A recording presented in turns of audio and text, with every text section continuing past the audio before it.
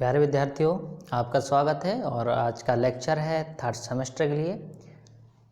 विद्यार्थियों, आपको पता है कि हम जो है डिफरेंशियल इक्वेशन पढ़ रहे हैं, जिसमें पार्टिकुलर इंटीग्रल निकालने के अलग अलग हमने मेथड डिस्कस किए। ठीक है, सो चलिए अब इसमें हम एक अगला मेथड पढ़ते हैं और मेथड है आपका कि यदि q जो है वो sin ax और cos ax फॉर्म में हो, ठीक है, तो आप किस तरह से पी निकालते हैं। अब आप कह रहे हो कि sin ax और cos ax तो हम पढ़ चुके हैं, बट वहाँ एक कंडीशन स्पेशली ये होती थी कि वहाँ फंक्शन ऑफ डी स्क्वायर और फंक्शन ऑफ, अगर हम डी स्क्वायर जगह ए स्क्वायर पुटअप करते थे वो भी माइनस का, तो वो जीरो नहीं आता था और यहाँ क्या है, जीरो आएगा। जब ऐसी कंडीशन हो तो हम पी कैसे निकालेंगे। ठीक है, सो पी आपको इस तरह से निकालना है। देखिए, अगर आपका cos ax है, q फंक्शन cos ax है, देन आप निकालेंगे real part of this function. इस तरह का फंक्शन e की पावर आई एक्स और 1 upon function of D square, तो इसका आप रियल पार्ट फाइंड आउट करेंगे तो वो पी कहलाएगा। इस तरह से अगर यहाँ sin ax फॉर्म हो तो आप उसका इमेजिनरी पार्ट निकालेंगे। ठीक है, तो आपको ये इतना याद रखना है, जहाँ पर e की power I x by Euler theorem cos ax और प्लस आई sin ax होता है। ठीक है, तो चलिए हम क्वेश्चन देखते हैं और क्वेश्चन इस तरह से है, ये है सॉल्यूशन। देखिएगा सॉल्यूशन कैसे करना है। सबसे पहले आपको इसमें CF तो निकालना ही पड़ेगा, देन हम CF निकाल लेते हैं। So its auxiliary equation is m square plus a square equals to 0। So m की जो वैल्यू होगी वो माइनस प्लस माइनस ai मिल जाएगा आपको।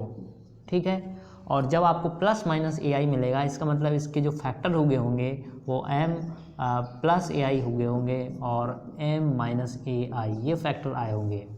क्लियर है, बराबर 0। तो आपने m की वैल्यू इस तरह से फाइंड आउट कर ली। अब हम बढ़ते हैं, यदि ये आपका इमेजिनरी रूट्स है देन हाँ, इमेजिनरी अल्फा प्लस आई बीटा फॉर्म में है, कॉम्प्लेक्स नंबर है, सो आप लिखते हैं कि जो CF होता है वो होता है e to the power alpha. So alpha की वैल्यू तो यहाँ 0 है, सो वो हम नहीं लिखते हैं क्योंकि 1 हो जाएगा। सीधा लिखते हैं C1 cos बीटा, बीटा की वैल्यू a है, x plus C2 sin ax। सो ये आप CF निकाल लेंगे। नाउ सबसे इम्पॉर्टेंट पॉइंट है वो है आपका पर्टिकुलर इंटीग्रल निकालना। So let's particular integral is equals to, particular integral में आपको क्या करना है, यहाँ पर आपको क्योंकि cos x दिया गया है सो आप रियल पार्ट इसका निकालेंगे। ठीक है, सो हम लिखेंगे 1 upon f function of D square e to the power I a x. So हम इसका लेंगे रियल पार्ट। आप यहाँ शुरुआत में ही लिख देंगे, आगे जब पर्टिकुलर इंटीग्रल निकालना है यहाँ लिख देंगे real part of this function. ठीक, इसका रियल पार्ट आप निकालेंगे। सो ये लाइन आपको हर बार लिखनी है, रियल पार्ट ऑफ दिस, और किसका real part, 1 upon function of D square. So कितना है फंक्शन ऑफ डी, सो ये आप देखें यहाँ D square plus a square, आप इसको लिख सकते हैं D square plus a square and e to the power I a x. That is clear. So इसमें जब आप आगे और सॉल्व करेंगे तो आप यहाँ देख रहे हैं कि यहाँ आपका फंक्शन किस तरह का बन रहा है। तो ई टू द पावर आप देख रहे हैं यहाँ जो है पी आई कैसे निकालेंगे, ई टू द पावर अगर आप यहाँ आई ए पुटअप करते हैं तो ये हो रहा है आपका 0। अगर 0 नहीं होता तो आप डायरेक्ट डी की जगह मतलब ए आई रख देते है ना, क्योंकि 0 हो जाएगा, आई स्क्वायर माइनस 1 हो जाएगा, एक इसको तो ए स्क्वायर इसका कट जाएगा, फंक्शन ऑफ डी 0। यानी पिछला जो मैंने आपको बताया था ये है आपका e की पावर ए एक्स और v टाइप फंक्शन है। क्लियर है ना। सो आप इसी तरह से सॉल्व करेंगे इसको, तो v यहाँ है नहीं, v को आप 1 मान लीजिएगा। So that is real part of 1 upon, इसके कर दीजिए फैक्टर। ठीक है, वो आसान हो जाएगा। तो इसके फैक्टर आपको मिलेंगे d प्लस ए आई और d माइनस ए आई। ठीक, और e to the power I a x into हम 1 मान ले रहे हैं। अब देखिए जब हम ये वाला मेथड अप्लाई करें कि power a x into v type का, तो हमने ये बताया था कि आप d की जगह d प्लस ए पुटअप कर दीजिए। लेकिन अगर आप d की जगह d प्लस ए पुटअप करते हैं तो देखिए कहाँ पर आप जो है कर सकते हैं, यहाँ पर d प्लस ए कर सकते हैं और यहाँ d की जगह सीधे ये आप रख सकते हैं, तो ये आसान है। या यहाँ पर आप क्या करते हैं, d की जगह d प्लस ए यानी कि डी प्लस आई ए यहाँ पुटअप करते हैं, उसको सॉल्व करते हैं, ठीक है ना, और इसका काम खत्म हो जाता है। फिर 1 के अकॉर्डिंग आप जो है सीरीज बनाते, और सीरीज वाला मैंने बताया था एक्स पावर m टाइप का। तो देखिए हमने इसका फैक्टर कर लिया, ये आसान है करना, इसलिए फैक्टर करने के बाद आप देखिए यहाँ a की वैल्यू आई ए है, तो आई ए वहाँ पर आप रख दीजिए जहाँ पर जीरो ना हो रहा हो, ठीक। तो देखिए इसमें किस में जीरो नहीं हो रहा है, तो जब हम आई ए वैल्यू यहाँ रख रहे हैं, ठीक है, तो ये जीरो नहीं हो रहा, लेकिन यहाँ रखेंगे तो जीरो हो जाए, तो आप यहाँ रख दीजिए। तो जब आप यहाँ रखेंगे तो आपको क्या मिलेगा, नीचे ये मिलेगा, ये ए आई और ए आई हो जाएगा 2ai, ठीक। यहाँ मत रखिए, यहाँ आप क्या करिए, डी की जगह डी प्लस ए आई रखिए, तो डी प्लस ए आई ये रखिए, ठीक है। तो अब इसका काम ख़त्म, ठीक। बात समझ लीजिए, ये बहुत इंपॉर्टेंट चीज़ है, माइनस ए आई इंटू 1। एक बार फिर समझ लीजिए, हमने डी की जगह ए आई रखा और उसमें रखा जिसमें जीरो नहीं हो रहा है, और जिसमें जीरो हो रहा है वहाँ पर हमने क्या किया, डी प्लस ए आई रखा, मतलब डी प्लस ए किया, ए की वैल्यू ये है पूरी टोटल ए आई, ठीक। सो इस तरह से आगे ए आई से ए आई कट जाएगा। अब ये 1/d बचेगा, 1/d का, यानी कि हम एक का क्या करेंगे, इंटीग्रेट कर देंगे। 1/d का मतलब इंटीग्रेट होता है। सो ये आपको इस तरह से मिलेगा, P I equals to real part of e to the power I a x so upon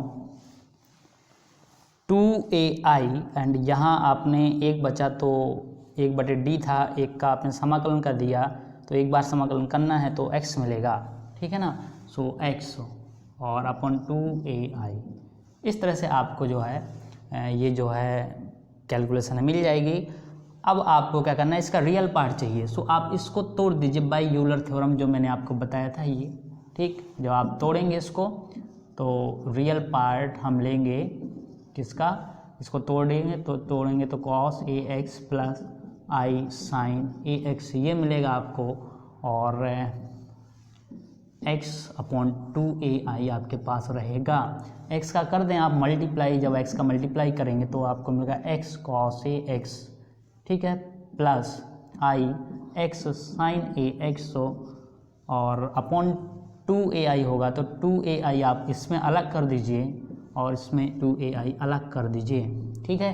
अब i जो है नीचे ना करिए, आप i ऊपर करिए। सो यहाँ तो i से i कट गया, यहाँ तो रियल पार्ट बच गया, बट यहाँ i नीचे है तो हम i का ऊपर नीचे कर देते हैं मल्टीप्लाई, तो ये i और i हो जाएगा i², इसकी वैल्यू होगी -1 और यहाँ i बन जाएगा। तो रियल पार्ट आपका ये हो जाएगा, यहाँ i से i कट गया, रियल पार्ट होगा x sine a x upon 2a, and ये यहाँ पर माइनस आएगा, सो माइनस का i और x cos ax upon 2a, इतना बचेगा, ठीक। सो अब देखिए ये आप कौन सा पार्ट ले रहे हैं, रियल पार्ट ऑफ दिस, ठीक है, आप ले रहे हैं रियल पार्ट। सो देखिए अब रियल पार्ट यहाँ पर कहाँ है, ये आई है तो ये इमेजिनरी पार्ट है और रियल पार्ट ये रहा। सो इसका जो पर्टिकुलर इंटीग्रल निकलेगा पी आई, वो रियल पार्ट हम ले लेंगे और रियल पार्ट रहेगा x sine a x upon 2a। सो ये आपका पी आई होगा, ठीक है। सो फाइनल आंसर आपको मिलेगा y बराबर C F plus P I. So C F आपको पता है, आपने निकाला है, C1 cos ax plus C2 sine a x plus P I that is x sine a x upon 2a। So it's your final answer y is equals to, ठीक। इस तरह से आप जो है ये टाइप कर पाएंगे जब यहाँ साइन एक्स कॉस एक्स हो, इस तरह सॉल्व कर पाएंगे। अब देखिए इसी क्वेश्चन में अगर हम आपको यहाँ साइन एक्स कॉस एक्स ना करके साइन ए एक्स दे देते, देन आप सॉल्यूशन बिल्कुल सेम यही करते हैं, ठीक है, सॉल्यूशन वही सेम रहता, बट यहाँ लास्ट में जो आप पी आई करते, यहाँ आई का पार्ट ले लेते और आई का पार्ट आपका इतना रहता, ठीक है। अगर यहाँ साइन ए एक्स होता तब की बात बता रहे हैं, तो पी आई इतना आता है x cos ax upon 2a, तो आप फाइनल आंसर y बराबर इस तरह से लिखते हैं। क्लियर है? तो ये टाइप था, और अभी पी आई निकालने के लगभग 2 टाइप और हैं, ठीक है, तो वो दोनों टाइप अभी हम और डिस्कस करेंगे, और वो हम अगले लेक्चर में डिस्कस करेंगे। ठीक है स्टूडेंट्स, सो चलिए हम मिलते हैं अगले लेक्चर में। Thank you for watching this video.